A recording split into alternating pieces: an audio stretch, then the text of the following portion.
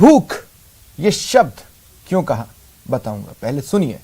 कहते हैं डायन भी 7 घर छोड़कर वार करती है, पर सोशल मीडिया पर बैठे कुछ प्रेतों पिशाचों के लिए ऐसा कोई घर नहीं जहां वो वार न करें।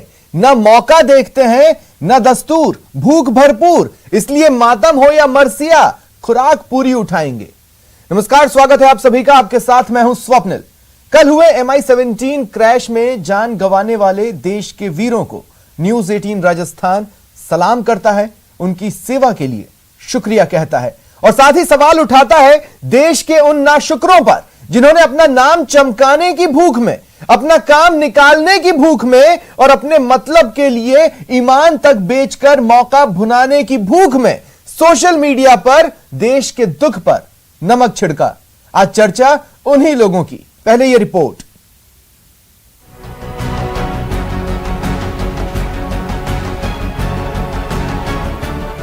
वीरों को खो रो रहा है देश, वो है मगन ओढ़े सोशल भेष। देश के लिए दुख की घड़ी, कौन है वो जिन्हें अपनी पड़ी। विपदा में जिसने खोजा मजा, क्या नहीं मिलनी चाहिए उन्हें सजा। क्या है उनका मकसद पता लगाओ, देशद्रोहियों को सलाखों के पीछे पहुंचाओ। देश के नाम पर एंटी सोशल काम पर। और मेरे साथ कुछ गेस्ट जुड़ रहे हैं, आपको इंट्रोड्यूस करवा देता हूं। Retired lieutenant general SPS Katewa ji मेरे साथ जुड़ रहे हैं और ये सहयोगी भी रहे हैं CDS जनरल बिपिन रावत के। मिथिलेश जैमिनी जी वरिष्ठ पत्रकार हैं और पवन दुग्गल जी साइबर एक्सपर्ट हैं। आप सभी का स्वागत है न्यूज 18 राजस्थान पर। मिथिलेश जैमिनी जी, आपसे ही शुरुआत करना चाहता हूं। मैं लगातार कल लाइव के दौरान ये कहता रहा कि कॉन्स्पिरेसी थ्योरीज का ये वक्त नहीं है, ये वक्त नहीं है, लेकिन आपने भी देखा होगा सोशल मीडिया पर, माफ कीजिएगा मेरी लैंग्वेज के लिए, लेकिन किस तरह से गंध मची थी।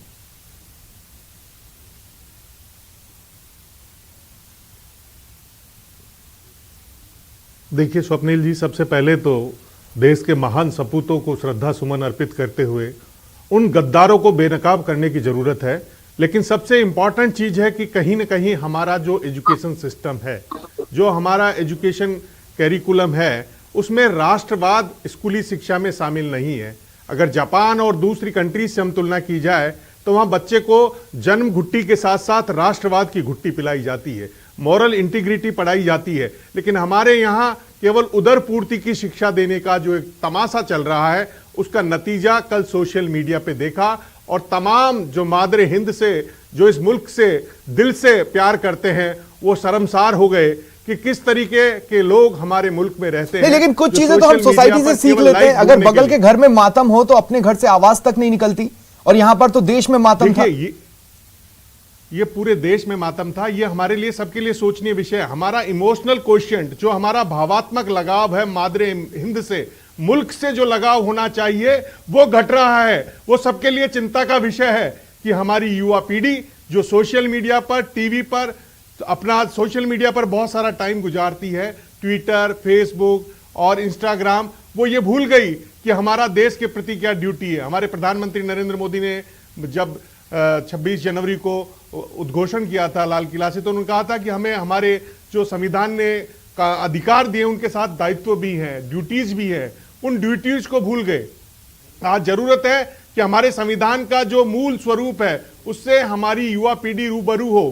केवल टीवी पर और फेसबुक और सोशल मीडिया के ऊपर जिस तरीके से ये लोग भटकाव में हैं, और देखिए आप, मतलब आप देखिए किस तरह की चीजें थी। Lieutenant general retired SPS Katewa ji, मैं आपके पास आ रहा हूं सर। इस बात के साथ मैं आपके पास आ रहा हूं कि देखिए लोगों ने चाइना कनेक्शन ढूंढ लिया, USA कनेक्शन ढूंढ लिया, ISI कनेक्शन ढूंढ लिया, घर में बैठे बैठे चॉपर में 2 इंजन होने का मजाक उड़ा लिया, यहां तक कि इमोजीज भी पोस्ट हुई हैं। सर आपको याद होगा कल भी मैं आपसे बातचीत कर रहा था, ये सोशल मीडिया पर जो कॉन्स्पिरेसी थ्योरीज चल रही हैं ये नहीं होना चाहिए।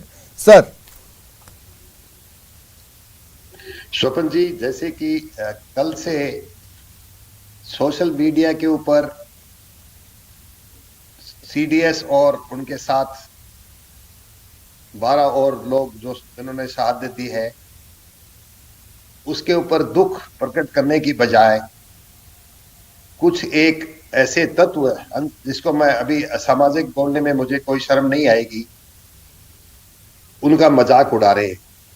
ये हमारी कॉन्स्टिट्यूशन में जो हमको फ्रीडम स्पीच का जो हमको एक मिला हुआ है राइट, उसका सरासर मिसयूज है।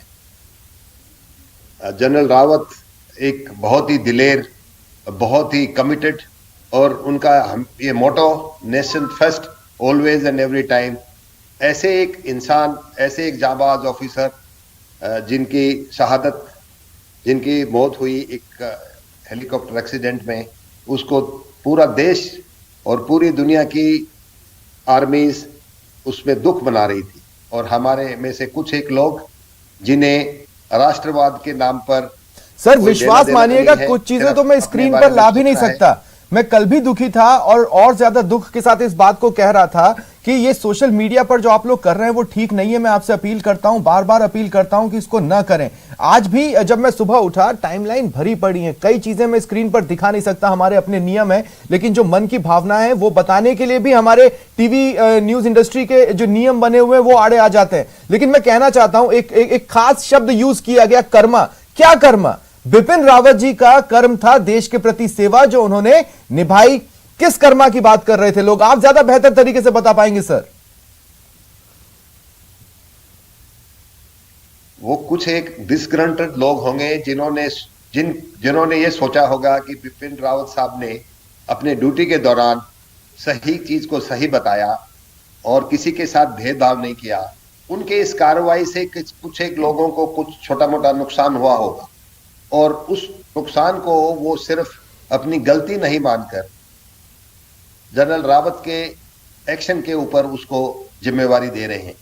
ऐसे ही कुछ लोग होंगे, मुझे पता नहीं है कि इस तरह के कौन लोग हैं जिन्होंने ये सब कर्मा के बारे में लिखा। उनकी कर्म और कर्म भूमि पे जो उन्होंने जो किया बचपन से लेके आखिरी सांस तक, उस पे कोई संदेह उठाना, उसके ऊपर किसी तरह की अंगुली उठाना एक पाप के समान है। एक इंसान जिन्होंने अपनी पूरी जिंदगी और अपने साथ अपने परिवार की पूरी जिंदगी इसी चीज में लगा दी, देश की सेवा करने में, फौज की सेवा करने में, और उसके बाद ऐसे समय में जब उनकी देहांत हो गया, शहादत दी उन्होंने, ऐसे समय में इनके लिए कोई ऐसी बात बोलना बहुत ही खराब बात। बिल्कुल, हमारी सभ्यता ये नहीं सिखाती है। अगर कोई इंसान, हमारे दुश्मन भी अगर कोई मारे जाते हैं, आपको बताऊं मैं, सेना में अगर हम हमले के दौरान अपने दुश्मन को हताहत करते हैं, मारते हैं, उनको भी जब मरने के बाद जो रिस्पेक्ट वो डिजर्व करते हैं वो उनको दिया जाता है। हमने कारगिल की लड़ाई में, 62 की लड़ाई में, और बाकी सब जगह भी जहां भी हमारे दुश्मन मारे गए हैं, उनको जो लास्ट राइट्स हैं उनके धर्म के मुताबिक पूरी इज्जत के साथ दिया जाता है। बिल्कुल, कल तो होड़ सी मची थी सर। मैं ये कह रहा हूं कि समय से पहले लोगों ने रेस्ट इन पीस लिखना चालू कर दिया, कोई ऑफिशियल स्टेटमेंट नहीं आया। किस बात की जल्दी थी? जल्द से जल्द इंफॉर्मेशन पहुंचा के नाम कमाने की अगर किसी को जल्दी थी तो भैया आप अपना नाम अपने पास रखें, मेरी टाइमलाइन पर न दिखे। मैं आपसे अपील करूंगा, मुझसे जितनी दूरी बनाकर रख सकते हैं रखें। पवन दुग्गल जी, मैं आपके पास आ रहा हूं। यूं तो ये सोशल मीडिया कंपनियां जो हैं वो बड़ी झंडा बरदार बनती है मोरालिटी की। कल इन कंपनियों की मोरालिटी कहां गई? आज इन कंपनियों की मोरालिटी कहां गई? या फिर ये मोरालिटी के डेफिनेशन में, ब्रैकेट में इस चीज को रखते ही नहीं? देखिए, अगर आप इन कंपनियों से मोरालिटी की उम्मीद करेंगे तो आप गलत दरवाजे पे दस्तखत दे रहे हैं और खटखटा रहे हैं। क्यों? क्योंकि ये कंपनियां कोई मोरालिटी के वैल्यूज को मान्यता नहीं देती। ये कंपनियां सिर्फ पैसा चाहती हैं, आपका डेटा चाहती हैं, और आपके डेटा का दुरुपयोग करके, उसको मोनेटाइज करके अपनी जेबों को गर्म करना चाहती हैं।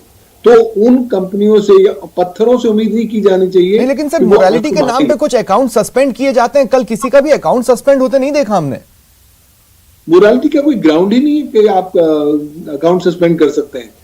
अकाउंट सस्पेंड करने के लिए आपके पास कुछ ग्राउंड्स हैं जो भारत के आईटी एक्ट में है, जो भारत के आईटी रूल्स 2021 में भी परिभाषित हैं, लेकिन वो मुख्य तौर पर भारत की प्रभुता, अखंडता, सुरक्षा, पड़ोसी देशों के साथ मैत्री संबंध, पब्लिक ऑर्डर, डिसेंसी, मोरालिटी या to prevent the commission of any cognizable offence ही जैसे ग्राउंड होते हैं। मोरालिटी वाले कोई विशेष तौर पर ग्राउंड्स पर तवज्जो नहीं दी जाती, हालांकि उन्हें दी जानी चाहिए। जब इतना संगीन मौका है और इस तरह की दुर्घटना घटित हुई है तो कहीं ना कहीं उन्हें ज्यादा जागरूक होना चाहिए। और अगर इस प्रकार का मैं कह रहा हूं कि एक जहर फैलाया जा रहा है तो उसको ना फैला जा सके उसके लिए एक कारगर कदम उठाने चाहिए। लेकिन क्योंकि नहीं उठाते, क्योंकि कानून उनको नहीं कहता, बल्कि सुप्रीम कोर्ट तो कहता है कि आप चुपचाप बैठ जाइए, कुछ ना करिए जब तक कि आपको अदालत से ऑर्डर मिले या आपको कोई जो सरकारी एजेंसी। तो सर निजी तौर पर मुझे बताइए पवन दुग्गल जी क्या सोचते हैं? मैं जो सोच रहा हूं, मैं ज्यादा सेंटिमेंटल हो रहा हूं या फिर असलियत में जो हम लोगों ने देखा है कल से लेके अब तक या इस वक्त तक वो गलत है? देखिए, जो हम देख रहे हैं गलत है। जो हम लोगों की जो सेंसिटिव भावनाओं का है उनका हनन करते हैं। हम लोगों की अपब्रिंगिंग है, हम लोगों की संस्कार भारतवर्ष में से नहीं है। जो एक बार व्यक्ति चला गया, चाहे वो आपका कितना ही राग द्वेष उसके साथ क्यों ना हो, आप हमेशा से उसको सम्मान देते हैं। ये हमारी संस्कृति हमें समझाती है और यही वैल्यूज को हमने अपने जीवन का हिस्सा बनाया है। और जब कुछ लोग इन वैल्यूज को नकारते हुए कुछ गतिविधियां सोशल मीडिया पर करते हैं तो न केवल कलेक्टिव जो कॉन्शियस होती है उसको ठेस पहुंचती है, बल्कि साथ ही साथ कहीं ना कहीं जो अपने सोसाइटी वैल्यूज हैं उनका भी हनन नजर आता है। लेकिन क्योंकि कानून उस पर चुप्पी साधे हुए है इसलिए बहुत ज्यादा कार्रवाई की नहीं जा सकती। बल्कि इस तरह के एपिसोड से अब तो ये साबित हो गया है कि बहुत जल्दी आप भारत के आईटी एक्ट के कानून के प्रावधानों को इफेक्टिवली आप संशोधित करें और इन तरह के ग्राउंड्स को भी लेकर आए, ताकि ये ग्राउंड्स जो लोगों की मोरालिटी के साथ जुड़े हैं, जो लोगों की ग्रेटर गुड के साथ जुड़े हैं, वो भी अंतर्निहित होने चाहिए, ताकि इस तरह की जो कैटेगराइज किया जाए। देखिए, इनमें से कुछ असामाजिक तत्व होंगे, कुछ देशद्रोही होंगे, क्योंकि जिस तरह से देश के प्रति निंदा की भावना उन ट्वीट्स में या उन पोस्ट्स में नजर आ रही है, उसको देशद्रोही की कैटेगरी में ही रखा जाएगा, कम से कम आम समझ में। अब अगर कानून में जाके लैंग्वेज बदल जाए तो मैं नहीं कह सकता, लेकिन आम समझ में हम एक भारतीय होने के नाते हर्ट महसूस कर रहे थे। मिथिलेश जैमिनी जी, मैं आपके पास इस सवाल के साथ आ रहा हूं। देखिए, मैं किसी धर्म विशेष या राज्य विशेष की बात नहीं करूंगा, लेकिन मैं हिंट जरूर दूंगा। मैं कहूंगा एक धर्म विशेष ज्ञान बघारने में लगा था, दूसरा धर्म विशेष मजाक उड़ाने में लगा था, अगर हम पोस्ट को कैटेगराइज करके देखने की कोशिश करते हैं, और एक राज्य विशेष को इसमें बड़ा मजा आ रहा था। यह हमारे देश की स्थिति थी। इसके अलावा पाकिस्तान से जिस तरह के मजाक उड़ने वाले ट्वीट्स लगातार हमारे इंडिया के जो ट्विटर हैंडल्स थे उनके नीचे फ्लो कर रहे थे, वो अपने आप में ऐसा था कि कोई हमारे जख्मों पर नमक छिड़कना चाहता है। क्या मिलता है इससे? देखिए स्वप्निल जी, ये पूरे इंसानियत के लिए शर्मसार करने वाली बात है, क्योंकि कोई भी मुल्क और कोई भी धर्म ये इजाजत नहीं देता कि जो बहुत सम्मान्य व्यक्ति हो वो जब इस दुनिया से रुखसत हो तो उसके लिए ऐसे कमेंट्स करें। जैसे कर्मा की बात कही, कहीं ना कहीं जो एक दल, आपने एक धर्म विशेष का नाम लिया, मैं उस धर्म का नाम लेना नहीं चाहता, वो कभी भारत और पाकिस्तान के बीच मैच होता है तो भी ऐसा नज़ारा देखने को मिलता है। लेकिन इस देश का एक सपूत जिसका जनाजा उठने वाला है उसके बारे में, इसमें एक सरकार का भी दोष है कि सूचना को जब तक पूरी तरह मैच्योर नहीं हो किसी भी तरीके से लीकेज नहीं करनी चाहिए। जो राष्ट्रीय सुरक्षा से जुड़ा मुद्दा है, जो राष्ट्रीय भावना से जुड़ा हुआ मुद्दा है, उसकी जो भी सूचना प्रसारित हो बहुत ऑथेंटिक वे में होनी चाहिए, जिससे कोई भ्रम इस मामले में तो देखिए हमें खुद को भी गलत ठहराना होगा। मिथिलेश जैमिनी जी, मैंने भी देखा कल, मैं लगातार अपने कमेंट्री के दौरान बार बार ये बात बोलता रहा कि देखिए अभी ये बात सामने आ रही है। मैंने ये नहीं कहा कि ये खबर सामने आ रही है, मैंने हर बार ये कहा कि अभी आधिकारिक पुष्टि नहीं हुई है, आपको इंतजार करना चाहिए, कुछ भी स्पेकुलेशंस मत करें। लेकिन हमें इंफॉर्मेशन लेट से दी गई तो दूसरे चैनल्स या दूसरे मीडिया पर्सन इस होड़ में लग गए कि नाम कमा लेते हैं, सबसे पहले इंफॉर्मेशन हमने पहुंचाई। ये क्या कोई टीआरपी की बात थी?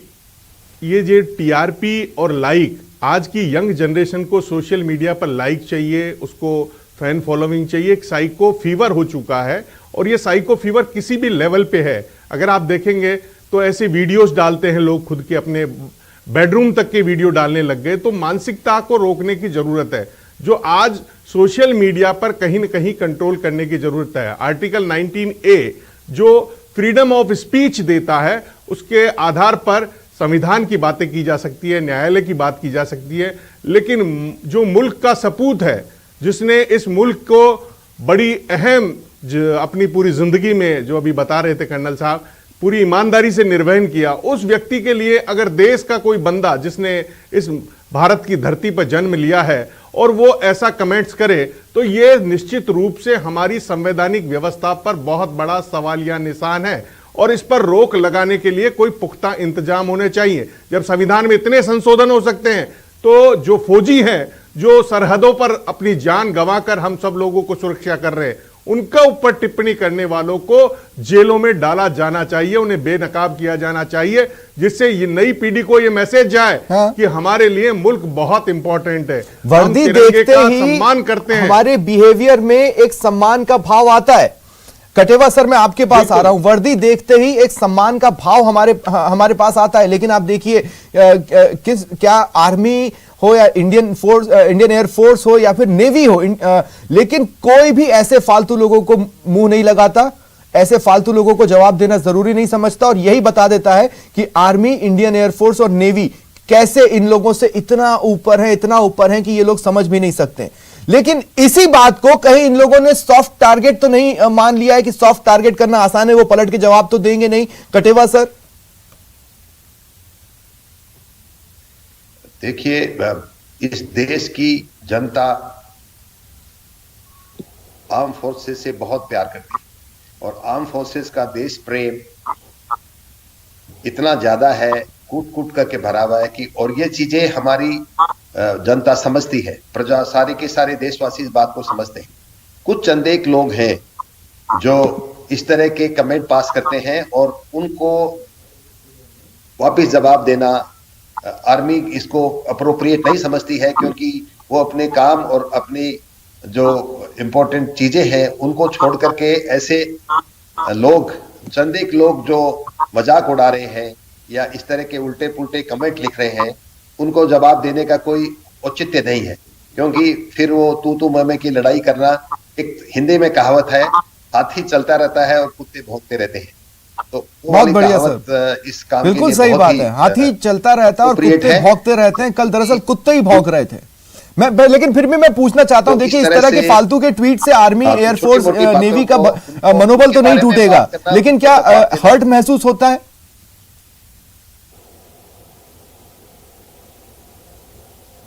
देखो, थोड़ी सेकंड के लिए थोड़ा दुख लगता है, मनोबल बिल्कुल नहीं टूट सकता। मनोबल बहुत ज्यादा अच्छा है और ये छोटी छोटी बातें, ये माइनर चीजें कभी भी सशस्त्र सेनाओं का मनोबल के ऊपर कोई असर नहीं डाल सकती। इसीलिए हम पहले सोचते थे कि प्रेस, खास करके जो इंडियन प्रेस है, चाहे वो टीवी चैनल्स हैं, चाहे वो प्रिंट मीडिया है, ये सब रिस्पॉन्सिबल प्रेस है, इसमें ऐसी बातें नहीं लिखी जाती। ये सोशल मीडिया के ऊपर, और इसके कारण जिसका कोई वो नहीं है, किसी अकाउंटेबिलिटी नहीं है, जिसको मर्जी है इसको लिख दिया, और वो जो चैनल चला रहे हैं उनको, लोगों को भी उनको ब्लॉक करना चाहिए, उनको करना चाहिए, पर वो नहीं कर रहे।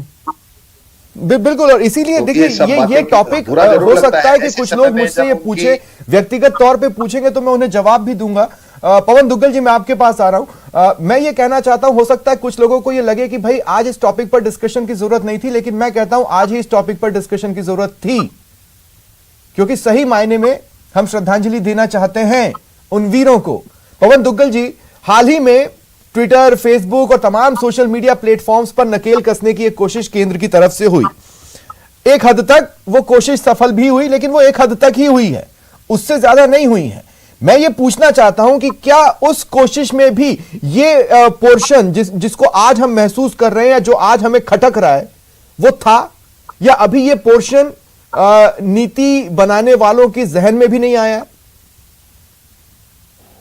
देखिए, मुझे लगता है कहीं ना कहीं शायद कभी किसी ने परिकल्पना भी नहीं की थी संसद में या सांसदों में कि इस तरह की परिस्थिति भी आ सकती है। तभी जब हमने भारत का सूचना प्रौद्योगिकी कानून बनाया था, तो हमने इस पर ज्यादा कुछ रोशनी नहीं डाली थी। जो IT अमेंडमेंट एक्ट आया था सन 2008 में, उसमें भी हमने कोई बहुत ज्यादा सोशल मीडिया के इस तरह के दुरुपयोग और दुर्व्यवहार की बात नहीं करी थी।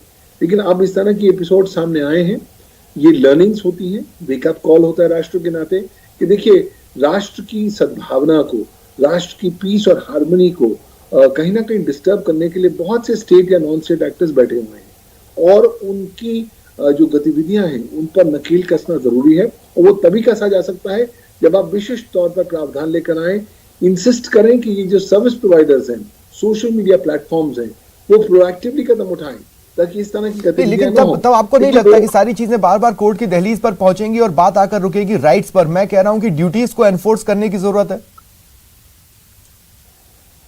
देखिए कहीं ना कहीं आपको मॉरल वैल्यूज को एनफोर्स करने की जरूरत है, लेकिन वो तभी हो सकता है बाय परसुएशन, कानून के डंडे से नहीं हो सकता। और कानून जब तक चुपचाप बैठा हुआ है तब तक वो मॉरल वैल्यूज एनफोर्स नहीं किए जाएंगे। लेकिन हाँ, क्योंकि भारतवर्ष में ये सर्विस प्रोवाइडर्स अधिकांश तौर पर कानून के प्रावधानों को ही मानते हैं, तो कानून को आप सशक्त करिए, साथ ही साथ कैपेसिटी बिल्ड करिए, सेंसिटाइज करिए, और तब एक समुचित हम रिजल्ट की ओर पहुंच सकते हैं। ठीक है, तो मिथिलेश जैमिनी जी, मैं आपके पास इस सवाल के साथ आ रहा हूं। ये टॉपिक मौजूद है और इसको आगे बढ़ना चाहिए, ऐसे लोग चिन्हित होने चाहिए, उन पर किसी ना किसी तौर पर कुछ ना कुछ कार्रवाई तो शुरुआत में होनी चाहिए, नहीं तो ये आगे भी होता रहेगा। देखिए स्वप्निल जी, इन पे कार्रवाई होनी चाहिए। पिछले दिनों 6 दिसंबर को राजस्थान में एक वायरल हुआ सरकार की तरफ से एक झूठा मैसेज कि स्कूलों में ओमिक्रॉन की वजह से स्कूल और कॉलेज बंद हो रहे हैं, लेकिन वो फेक था। ऐसे ही मणिपुर में जो 13 नवंबर को हुआ उसका फेक वीडियो चला।